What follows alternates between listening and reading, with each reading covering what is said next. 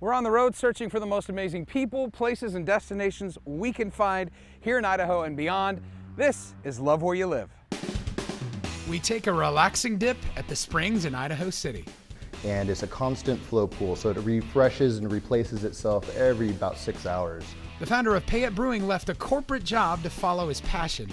I left Boeing, my goal was to open a brewery in Boise. And we spent some more time with Don Aslett at the Museum of Clean.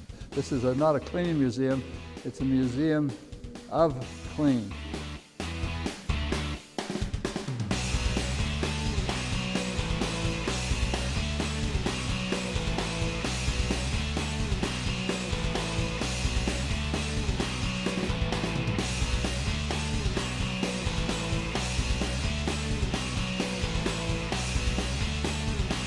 We're at the Springs in Idaho City, Idaho, and this place, even though it doesn't look like it today, started its life over 150 years ago as a laundromat at the height of the gold rush here in Idaho.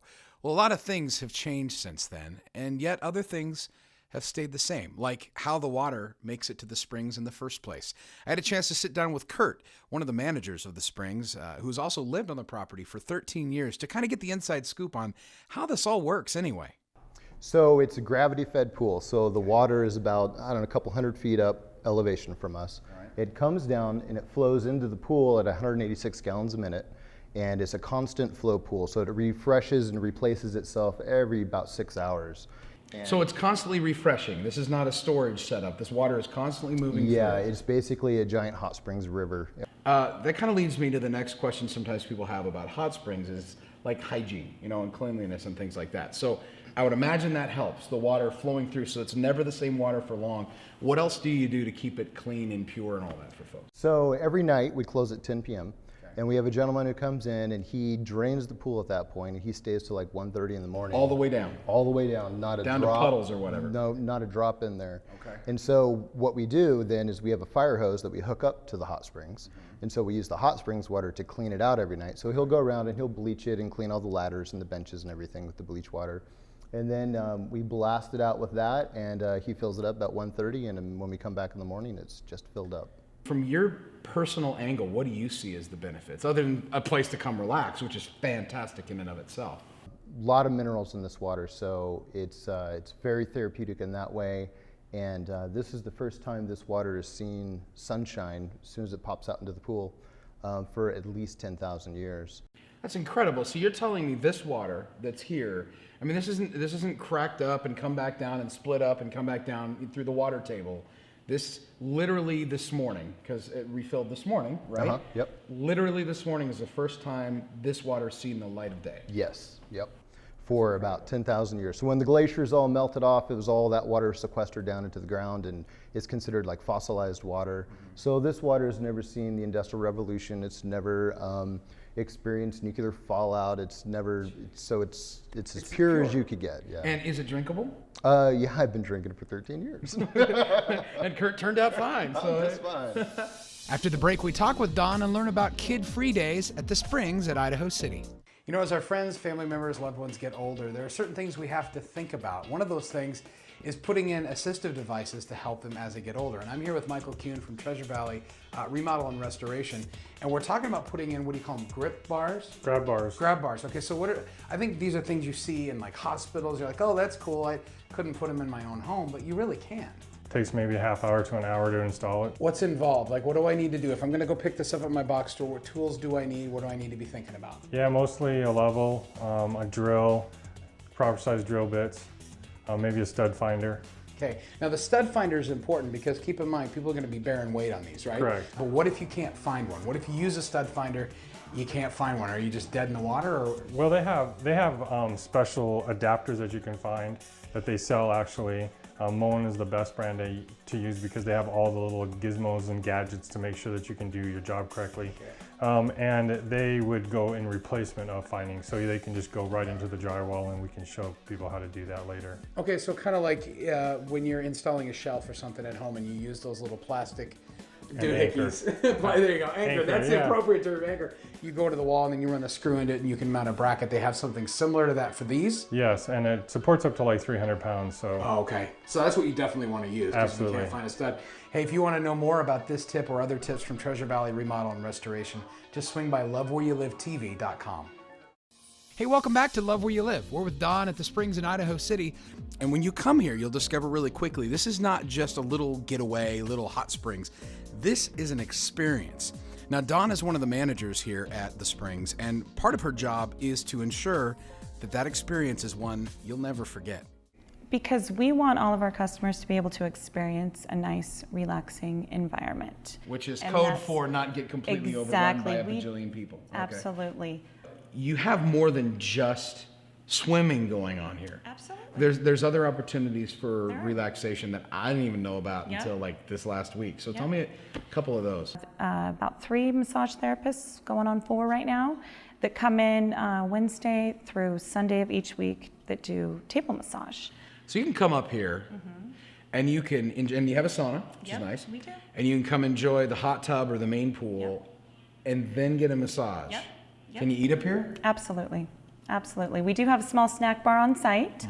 We've got a nice dining yurt set up for everybody to be able to go in. And then we do, of course, have a nice massage yurt, so to speak. So there's 2 separate buildings. There's 2 separate yurts. Yeah. And so it's, for the customer, it's all about just being able to escape. Everybody has stressful lives nowadays. And so we try to cater to those customers. We want to provide them with the best experience possible. When they walk through these doors, we want them to feel as welcome as possible. We've got our servers that kind of cater to them poolside. In addition to all those great amenities, another neat thing that the Springs offers that appeals to me as a dad on both sides of the coin is that they have a kids' day and they have kid-free days. They have both opportunities to, appeal to folks who need a little bit of peace and quiet and to families who just want to get away for the day and have some fun. And it's just like a complete and total, you feel like you're in another world once you leave Boise. At least that's how I've always felt all these years. Absolutely. Yep. You go up past Lucky Peak Reservoir and you're a whole other world. And it's a wonderful scenic drive. So. It's gorgeous. It's gorgeous. Yeah, Thank you you're for your very time. welcome. Thanks for letting us come here. Absolutely. And check out the Springs. And We're so happy. We'll be back, I'm sure. Oh, I'm sure you will. After the break, we check out Payette Brewing at their new location on the Greenbelt in downtown Boise. There's nothing quite like a good burger, but at Big Judd's, we think a great burger is even better. That's why when you come to either Big Judd's location in the Treasure Valley, you'll get a made-from-scratch burger made from the best local beef and the freshest local ingredients we could find. Whether you order a hamburger, a mushroom burger, or the Eat Till You Drop Big Judd special, we promise it'll be made just for you, served piping hot and ready to enjoy. Serving custom burgers 6 days a week, we're family-owned and located near your family, with a location in Boise and our newest location in Meridian just off Eagle Road. Welcome back to Love Where You Live. I'm Travis Culver here at Payette Brewing Company in Boise with Mike Francis. He's the owner of Payette Brewing. You might be familiar with that from, well, pretty much every grocery store I think there is. I see you guys' stuff all over the place. Right. So you went to Boise High and then you moved to, you said? I went to University of Washington in Seattle. UW. And what did you study there? Industrial engineering. From there, I went and worked at Boeing on their final assembly line. So a lot of what we did was trying to make airplanes easier and faster. And, to put together? Henry Ford was probably one of the first industrial engineers doing the assembly line. Okay. So that's kind of the basis of it, and then goes all the way through manufacturing processes. So what caused you to move back from building great big old giant jumbo jets to, I'm going to go back to Boise, Idaho and make beer? So I moved back here to open Payette Brewing. I was living in Seattle, home brewing, didn't really want to work at Boeing anymore, so I left and went to brewing school. So when I left Boeing, my goal was to open a brewery in Boise. I moved back in 2009, the brewery opened in 2011. So that's barely 5 years ago. Yeah, a little over 5 years ago. That's not even 6 or 7 like I originally thought. You're like 5 years into this. And now what does Payette Brewing look like? This little dream of yours. It's a little bit further than my plan originally. So now we have this new facility here down on River Street, and we have a 60-barrel brew house as opposed to our 15-barrel where we started. And when you say 60 barrels, does it mean like at a time? So yeah, the batch size is 60 barrels, which is essentially 120 kegs per batch. So talk to me about this tap room. Like, this is recent, right? You only opened this when? In June. So the whole So just a few facility months. opened up in the beginning of June. So why do you love Idaho so much? Because you told me, you're like, look, at some point I knew I was going to come back to Idaho. Why do you love it here? Lots of things. Skiing is probably a bigger, Okay. You're a bigger snow passion guy. to me than it is Skiing than or beer. boarding? Skiing. Skiing, So all right, I yes. love skiing. Also grew up as a kayaker. So that's Oh, actually where okay. the name Payette Brewing came from. Is Okay. I grew up on the Payette River. Payette River. Yeah, you sure. know, I going wondered with my about buddies that. all the time. And Right. when I was in Seattle, I knew I was trying to figure out what to name this brewery, and I was like, what do I miss most about Idaho? And my number one thing was the Payette River. So that kind of came to the top as a beer name or a brewery name. So one of the things that Payette Brewing is developing a name for, or being involved in, I should say, is Kegs for a Cause. Tell me about that. What is that? So that's it's part of our giving program. Overall, as a company, we have a program called Payette Forward. Payette Forward. Wordplay clever. there. See So what you our did there. Kegs for a Cause portion is that every Monday night we have a different nonprofit that comes down, and we donate 50% of the beer sales on Monday nights to that nonprofit. Okay. So we've done, last I saw, something like 250 different nonprofits that we've donated money to, and the groups usually come down and they set up a little booth about them, and some people go all out and do raffles and get live music. And Now, can I find out about that on your website? Like, so if I have a nonprofit and I'd like to be a beneficiary of that, you just reach out to you guys and let you know we're interested. yeah, there's a tab in our website for Payette Forward, and there's information in there for all of our different giving. That's awesome. things. What So- inspired you to do that? I actually really started with Radio Boise. yeah. They were getting going about the same time as us, and we were trying to figure out ways to get known, and they were kind of just getting going. And so we talked with them, and at the time we weren't even open on Monday nights, so we were brainstorming ideas. I was like, okay, how about this? You guys, tell people on the radio that we're going to do this, give us some advertising, and we're going to give you half of our beer sales on a Monday night that we're not even open. So we did with them a few times, and it turned out to be successful. And then it just grew from there into, hey, let's open this to everyone. This is great. What a cool thing. Yeah. I applaud you for doing that. That is really, really neat. And it's called Kegs for a Cause. Obviously, people come, they buy their favorite beer, whatever. And Yeah, all you have to do is 50%? drink a beer, and you're helping Wow. a charity. 50%, that's very generous too. Speaking of your beers, by the way, you have 3 in front of you. Now, I am no beer expert, but I'm assuming we have either a stout or a porter here of some kind, or is this just a really It's a dark? red IPA, actually. This is a red. Oh, look sure in- enough, I should have looked at the light. yeah. Okay, so Looks this is pretty a red dark in IPA. front. What's it called? It's called Slaughterhouse. Slaughterhouse. It's our fall seasonal. Such a light-hearted named beer. It's not named for a true, well, kind of. It's named for Slaughterhouse Gulch that's up towards the Highlands. Is actually Oh, okay. maybe not known fact. There used to be slaughterhouses up in the No, where? up in the Highlands, like near where like Crane Creek is. There's one of Really? it's called Slaughterhouse Gulch. If you ask me, that's where they should still be because they smell so bad. So this is Slaughterhouse Red IPA. What's this here? This is our Rodeo Citra Pale Ale. Okay. It's one of our Utah beers. Okay, so it's also an IPA. It's a 4% beer, so Oh, it's a but it's 4 really okay. hoppy. It's a pale ale. Gotcha. It's a really citrusy So it's not flavor. considered an Indian pale ale, but it's not still as pale. not as hoppy and as bitter as a lot of the Okay. IPAs. See, I'm learning. And what about this one here? That's our Blood Orange IPA.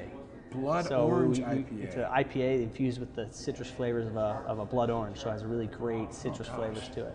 Now, like in any given month, how many different brews do you have going? Like how many varieties? Let's see. Shoot from the hip. At least 19, because we have 19 on tap. Wow. So sometimes That's there's more. a lot to keep up with. Yeah, we have about 8 different beers in cans right now. Who comes up with them? You, or is there a brewmaster? A lot of the early on ones I did, and now our brewers, we have a great team of brewers that Okay. we do some R&D brewing at our old facility still. R&D. We give someone, each brewer gets 2-month stint down there to do pretty much whatever they want. wanna do. So they For come some up with reason, ideas. I get the and- feeling that the R&D. Sorry, I want you to continue. I'm just thinking. I get the idea that the R&D brewing is kind of like that stigma you said people have about brewers. Like those guys are down there just brewing. I mean, and brewing. they don't drink all day. Yeah, I would imagine. It's only one guy down there, so there's almost more work for him. So, he's all alone then. Yeah. So I guess who knows what he's doing? Does he? Better come out the other end with some new flavors. Yeah. Our R&D meeting is probably the one time that we do. R&D sit meeting. there. It's I where like we sit that. around and try beers and stuff. That's cool, So though. it's very important, but it Right. does. That's probably the one time where the stigma of us just drinking is Because at least kinda, it's close to being true. you kind of have to, right? Yeah. You have to get a feel. So That's kind of a really big compliment, isn't it, to a beer master, to a brew master, to let them have kind of the run of a place and go, look, we want you to go nuts. Just make the best beer you can. I mean, isn't that kind of like a cat's meow for some of these guys? Oh, that's why they really enjoy that, because when we were just brewing down there was no, someone had an idea, we just didn't have a chance to, an opportunity to brew. So, part of brewing, there's the science of it. That's a lot of what here you're doing the same thing, making a consistent beer, and then there's the art of it, where you get to try new stuff, and that's I think everyone gets into brewing for different reasons, but there's always that appeal of hey, I want to try something new and fun. The fingerprint, right? It's like a little fingerprint. So they're over there able to play around a little bit, and if you come up with something that everybody really likes, then you create the science of it, and you bring it over here. Then we'll bring it over here and put it into production and put it into cans or something like that. So it's kind of that's where they get to try anything, and then over here is where we're doing the and where you make it happen. Big production. Yeah, you did the little batch. Now we're going to turn it into a great big batch. Exactly. And you look around you, and you got this great big beautiful tap house, and I would assume you got room out there if you wanted to do like a little outdoor thing. Yeah, the outside is a nice beer garden with games, and when it's sunny, unlike today, it's a really fun spot to hang out. Yeah, but cool to see your dream come to reality. What an amazing thing. Well, here you are 5 years later, and this place has exploded. It just exploded. That's got to feel good. Oh yeah, it's really cool when you step back and you're like, wow, what Is it hard to step back though? Do you find it hard to take that step back? It can be tough sometimes. You get consumed with the day-to-day and the looking to the future and all the stuff, but every once in a while you need to. The good thing is we have beer here, so I can grab a beer and sit back and go, wow, this is pretty cool. What's your dream for Payette Brewing in 5 years? Where would you like to be? What would you like to have accomplished, do you think? I want to fill up this place a little more. Grow to be a good regional brewery. When we started, it was trying to be about this size was our goal, and then now when we got to that point, it was try to be kind of put Idaho on the map and let people know, hey, more than just potatoes in Idaho. We make really good beer, and there's a lot of great breweries making good stuff around here. So it's trying to get the rest of the country to realize that what's happening here in Boise. Well, listen, if you want to know more about Payette Brewing, about all their different brews, the story behind it all, or Kegs for a Cause, just swing by lovewhereyoulivetv.com. Coming up next, we visit the Museum of Clean and check out the house band. There's nothing quite like a good burger, but at Big Judd's, we think a great burger is even better. That's why when you come to either Big Judd's location in the Treasure Valley, you'll get a made-from-scratch burger made from the best local beef and the freshest local ingredients we could find. Whether you order a hamburger, a mushroom burger, or the Eat Till You Drop Big Judd special, we promise it'll be made just for you, served piping hot and ready to enjoy. Serving custom burgers 6 days a week, we're family-owned and located near your family, with a location in Boise and our newest location in Meridian just off Eagle Road. Welcome back to Love Where You Live. We're in Pocatello, Idaho, visiting with Don Aslett and checking out a little more of the Museum of Clean. Okay, Travis, there's a lot of neat vacuum cleaners. And there's one vacuum cleaner in the Museum of Clean you have to hypnotize. It's like this one right here. It's no electricity, no plug-in, no anything else like that. And so you really had to go, sucky, sucky vacuum, I feel like it's not working, Don. Oh, okay, there you go. Does that work with spinning power? Is that what's going on? That's very good. There's a friction wheel in there that does that. Very unique vacuum, pre-electric vacuum. You ran by Armstrong, so everything else. Well, and is this like cast iron or heavy steel or something? That doesn't look like it's lightweight. Everybody's all about the lightweight vacuums. Oh, they are heavy duty. All of these are about 120 years old, 100 years old. They're all heavy duty. I don't know if you noticed something. As we look at these vacuums around, some of these are 100 years old. I don't have too many electrical, but you'll also see that Cadillac made a vacuum. No. Sears made a vacuum. And Hamilton Beach, is that where you go get a tan, Travis? Hamilton that's Beach? Where I blend my smoothies. You are smarter than you look. That is really right. Hamilton Beach made a vacuum.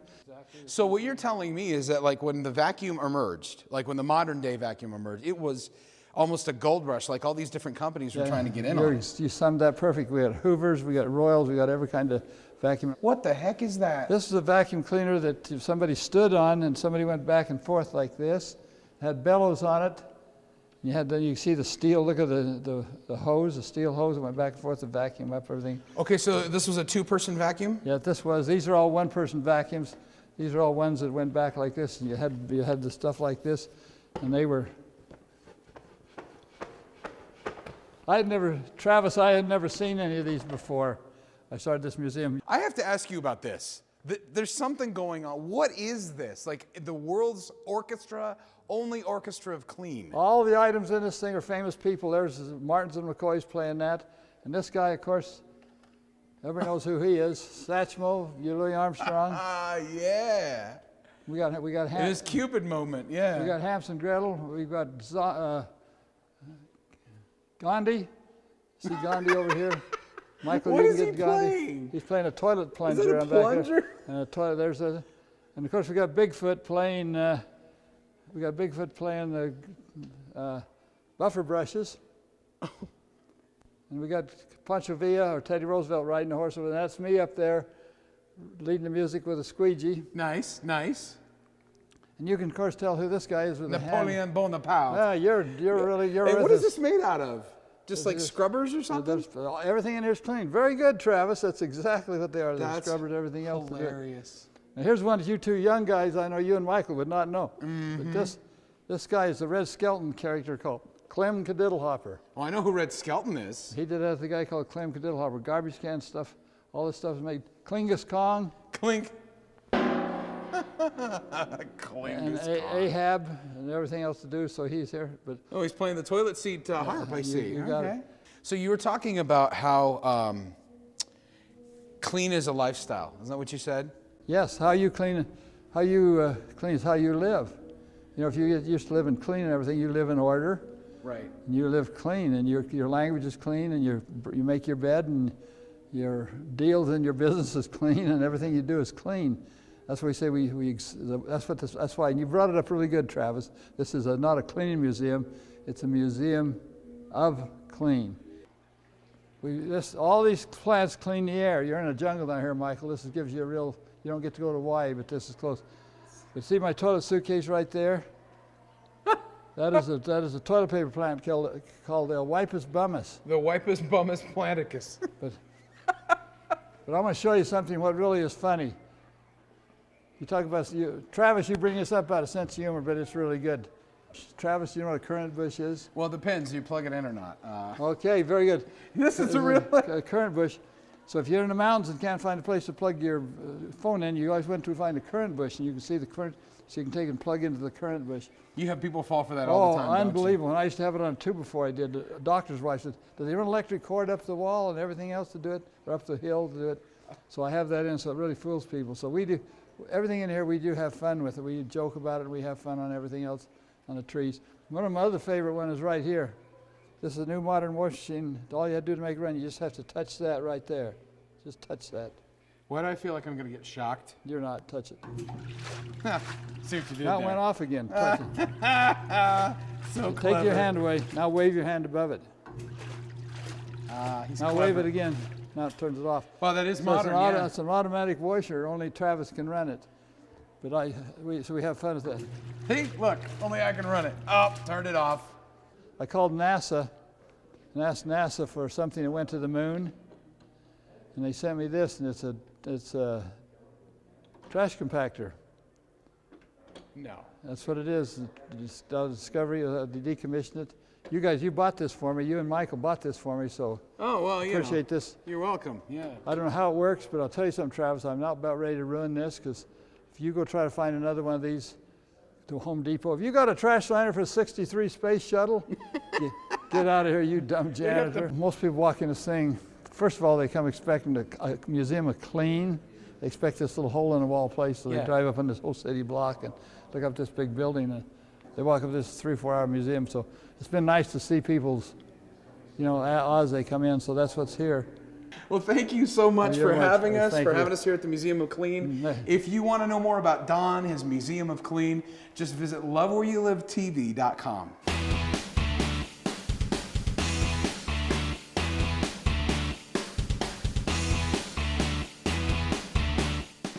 So that's Idaho City, an amazing getaway right in the backyard of the Treasure Valley with amazing food, incredible relaxation, and so much more. I hope you enjoyed this, and I'll see you next time on Love Where You Live.